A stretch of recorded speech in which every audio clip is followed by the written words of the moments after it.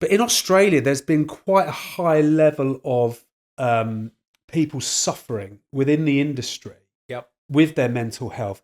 Is it largely guys, or are we talking a kind of an even split? Or So I'm just it's curious. both males and females. Burnout. The difference is males are often too ego driven to say I'm feeling pretty shit about life at the moment. There's Yeah, something in our DNA yeah. which says it's weak to actually say, oh, I don't feel good. And I think in Australia that might even be more the case. Yeah, Probably. Females tend to be more open with saying, I'm just not feeling myself. I need some help. But what was really interesting is the real estate industry, no different to America or the UK.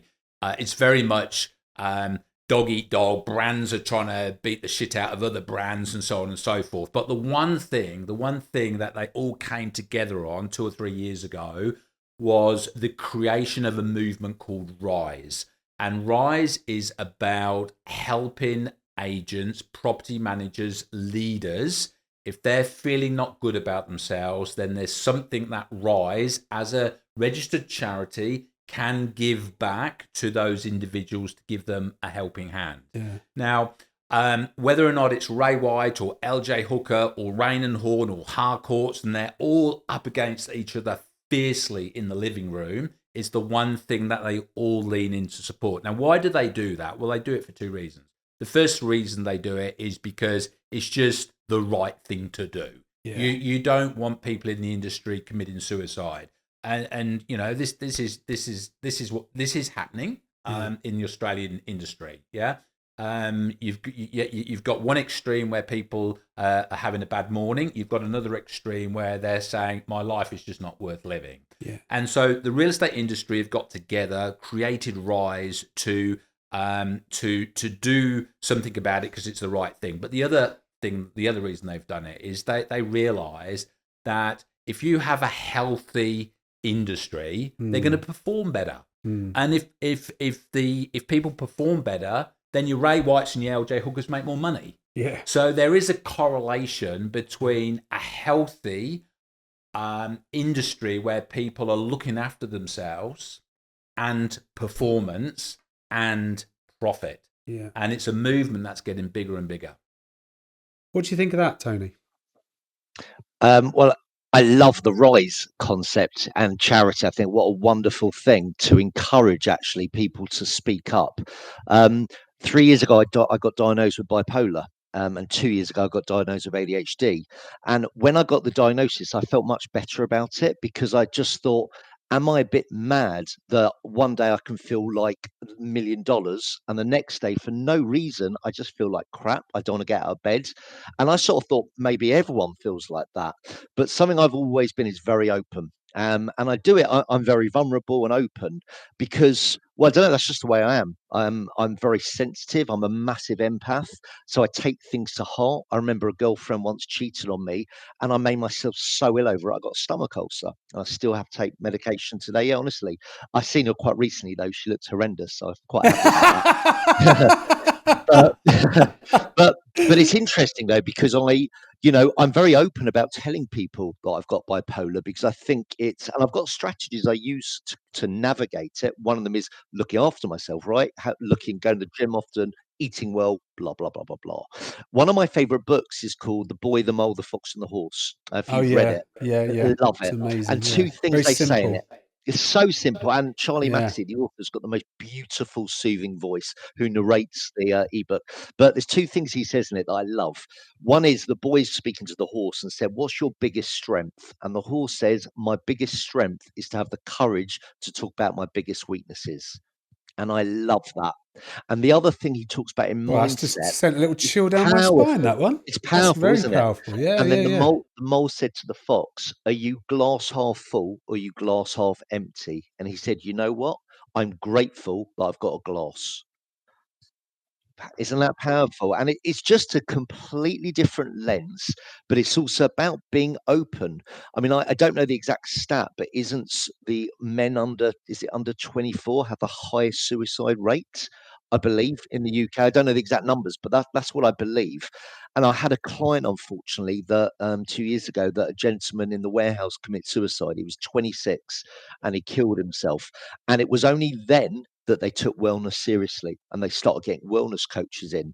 But isn't it sad that that fatality had to be Well, the catalyst? and I don't think we can afford to wait for our country to pick up that initiative. I think if you're a business leader or a business owner, if you're suffering, if you're, you're finding yourself, there are ways and means to find that support, but it makes such an incredible difference to how you perform by how you feel. Absolutely. Can I just add something? Please. And so there's a real estate leader in New South Wales, and he won't mind me telling this story. He won't mind me mentioning his name. His name's Chris Henry. Great guy. And Chris, if you're listening to this, great admiration for this leader. So he was telling me that he was wearing his mask inside out. So let me explain what he was explaining to me. He said, I had this mask on and I was putting out on social media one side of the mask that I wanted people to see. I wanted people to see that I was super fit, I was super strong, I was successful, I was making money, I was living my best life. Yeah.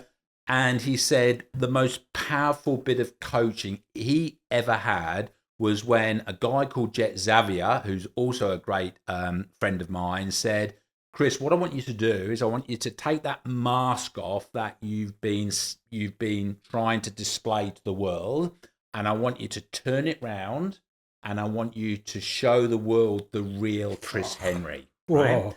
And so he was telling me that piece of coaching made him change his whole website. His website was about the tight black T-shirt and the guns on, the muscles out, and I'm a superhero leader and I'm living my best life.